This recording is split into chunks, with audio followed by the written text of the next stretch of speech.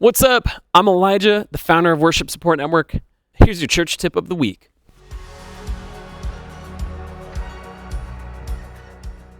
In this series, we've already talked about 3 foundational purposes. Now we're on tip 5 of developing synergy.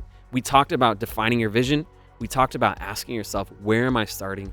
We talked about asking, who do I need?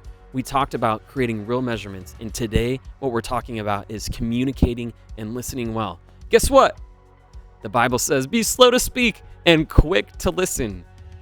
As a leader, it is so incredibly important that you develop a standard for communication.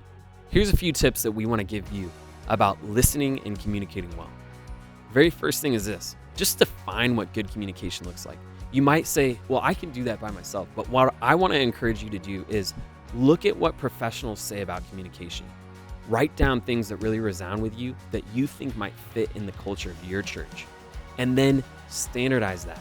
Make sure your team knows how to communicate well. Make sure that you know how to communicate well. Learn how to communicate. Teach others how to communicate. Those are hugely important things about building better culture. Another thing we want to teach you is this: hey, learn how people want to be communicated to you. I learned with my wife. She used to tell me every year, and it took about 8 years of marriage to get to this point. She used to tell me every year for Christmas, hey, I'm going to make a list, and I want you to get me what's on that list. You know what I thought I heard? Hey, Elijah, be really creative and find a gift that would just be incredibly meaningful for your wife. So for about 8 years, I did that. And although she really appreciated my effort, it wasn't what she asked me to get her. And on about year 8 of marriage, I realized that the most meaningful thing that I could do was show her I was listening and get her things on the list that she sent me. So what I want to encourage you to do is this: sometimes we don't perceive everything that people are saying correctly.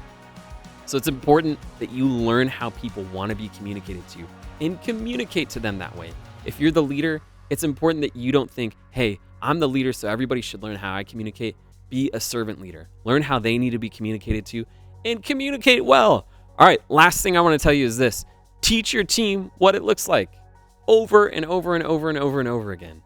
If you want really healthy culture, make sure that you're learning how to listen and communicate well, and that you're teaching your team what that looks like also. I hope this helps you build better culture. Here's to all that's ahead. May it bless the kingdom of the Lord.